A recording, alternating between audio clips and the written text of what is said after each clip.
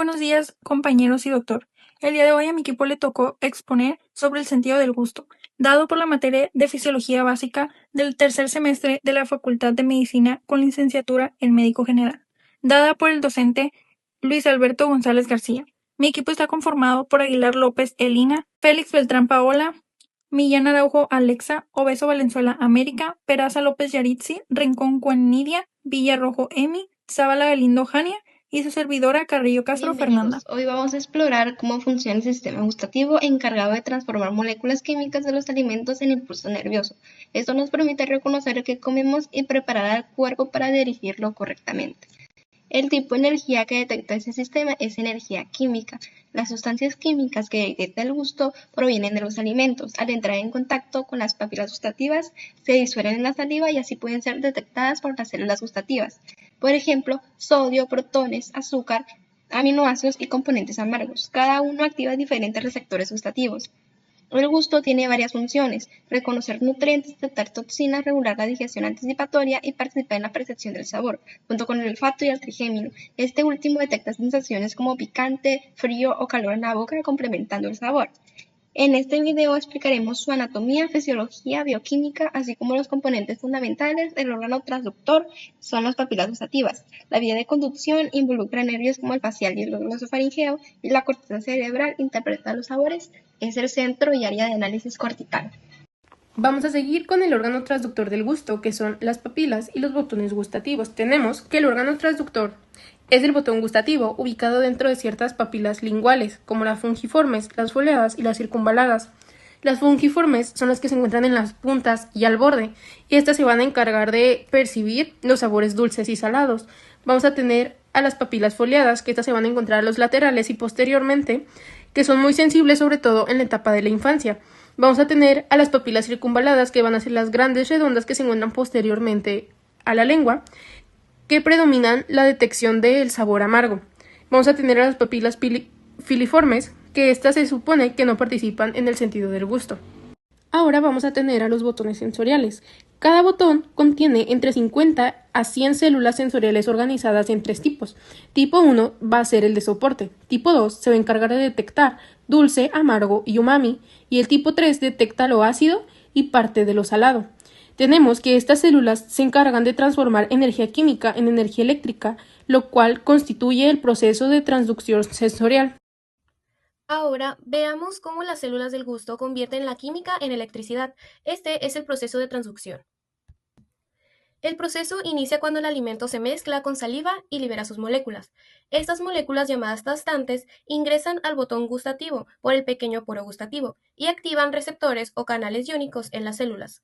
Dependiendo del sabor que detectan, las células inician diferentes caminos moleculares. Para algunos hay una entrada directa de sodio o una entrada o bloqueo de hidrógeno. Para los otros sabores se activa una proteína G, lo que provoca la liberación de calcio desde depósitos internos. El aumento de calcio a su vez activa a un canal clave, el TRPM5. Este es un canal iónico de cationes que participa en la vía de transducción de los sabores dulce, umami y amargo. Todos estos movimientos iónicos tienen un resultado común: la célula se despolariza. Esta despolarización es la señal que culmina con la liberación de neurotransmisores como ATP o serotonina, transmitiendo la información a las neuronas aferentes que inician la vía del gusto. Muy bien, ahora yo, Fernanda Carrillo, les hablaré un poco sobre lo que es la vía de conducción del gusto. Todo comienza en las células receptoras de la lengua, desde donde tres nervios craneales son los mensajeros de este. Tenemos como principal al nervio facial, que toma los 2/3 frontales junto al nervio lingual, que está observado de color verde y color rojo, como se observa en la imagen. Después tenemos al glosofaringio. Se encarga del tercio posterior, el que podemos observar de color azul. Y por último tenemos al nervio vago. Cubre la base y la epiglotis, que es el que podemos observar de color café en la imagen.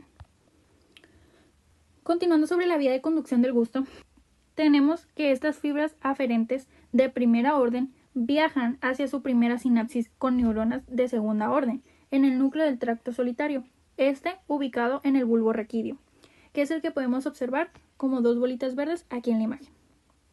Desde el núcleo del tracto solitario, estas segundas neuronas cruzan rápidamente la línea media y se dirigen directamente hacia el tálamo, que es lo que podemos observar como dos bolitas azules en la imagen.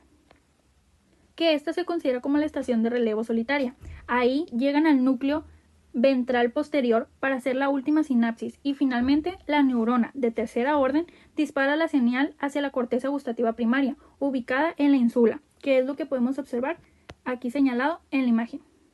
Y ahí es donde finalmente se percibe el delicioso sabor de los alimentos que ingerimos.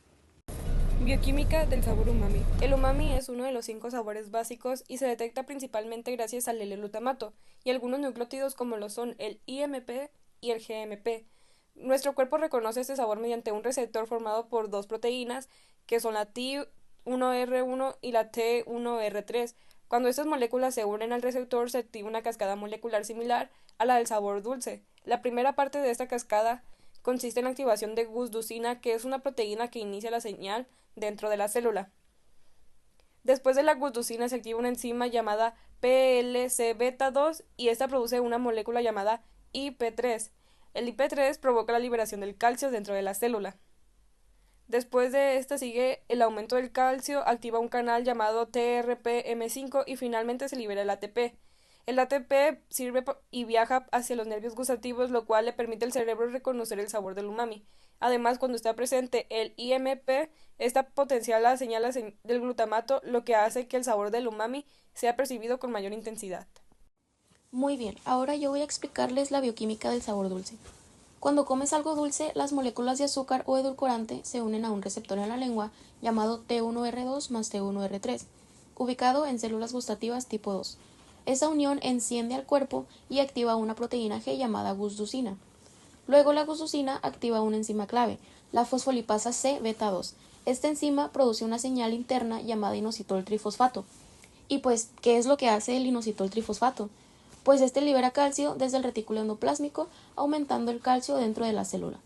Ese calcio va a activar el canal TRPM5, lo que provoca una despolarización, como si la célula se encendiera eléctricamente. Finalmente, la célula va a liberar ATP a través de los canales CA-LHM1-3. Y aquí está lo importante. Ese ATP funciona como neurotransmisor y así estimula a la neurona gustativa, enviando al cerebro el mensaje de esto es dulce. Bueno, ahora yo, Paola, les voy a hablar sobre la bioquímica del sabor amargo. El sabor amargo es muy importante porque funciona como un sistema de alarma. Nuestro cuerpo lo detecta mediante más de 30 receptores T2R, que son sensibles a toxinas y alcaloides potencialmente dañinos. El mecanismo molecular inicia cuando una sustancia amarga activa los receptores T2R. Esto estimula una proteína llamada gusducina, que a su vez activa la enzima PLC-beta 2. Esta enzima provoca un aumento de IP3, lo que libera calcio dentro de la célula. Ese calcio activa el canal TRPM5, permitiendo la despolarización de la célula gustativa. Y finalmente la liberación del ATP, que es el neurotransmisor que envía la señal al cerebro. Algo interesante es que el sabor amargo tiene la mayor amplificación bioquímica, lo que nos permite detectar incluso cantidades mínimas de sustancias potencialmente nocivas. Por eso somos tan sensibles al amargo. Bueno, pues ahora yo les voy a hablar acerca de la bioquímica del sabor salado. Este sabor se va a activar principalmente por el sodio. Cuando comemos algo con sal, el sodio va a entrar directamente a las células gustativas a través de los canales ENaC. Esta entrada es muy rápida y no necesita proteínas G ni segundos mensajeros, por lo que el mecanismo va a ser directo. Al entrar el sodio, la célula se va a despolarizar y esto va a generar la señal que va a viajar al cerebro. Y pues en resumidas cuentas, cuando entra el sodio, la célula se enciende y el cerebro dice, ¡ay, esto sabe salado! Ahora tenemos la bioquímica del sabor ácido.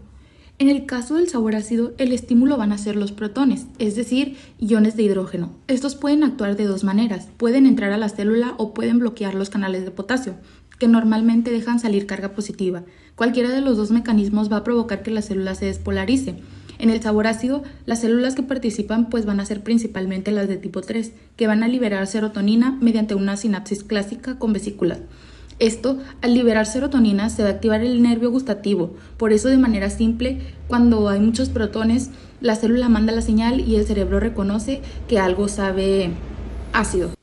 Ahora hablaremos sobre el centro de análisis y las áreas de análisis. La información gustativa es analizada en 3 niveles. Primero tendremos el centro primario de análisis, que va a comprender el núcleo del tracto solitario, el cual va a organizar la información inicial. Luego tendremos el centro de integración talámica. Este va a estar comprendido por el núcleo ventral posteromedial del tálamo y va a seleccionar y distribuir la señal a la corteza. Luego estará el área cortical de análisis. Aquí la señal llegará a la corteza insular, también llamada corteza gustativa primaria, donde se reconocerá el sabor. Luego se va a integrar en la corteza orbitofrontal, donde se combinará con el olfato, la textura, la temperatura y las señales trigeminales. Esto va a producir la percepción completa del sabor. En conclusión, tendremos que el gusto es un sistema altamente especializado, basado en un órgano transductor preciso, vías nerviosas definidas, mecanismos bioquímicos específicos para cada sabor, así como áreas cerebrales dedicadas a su análisis.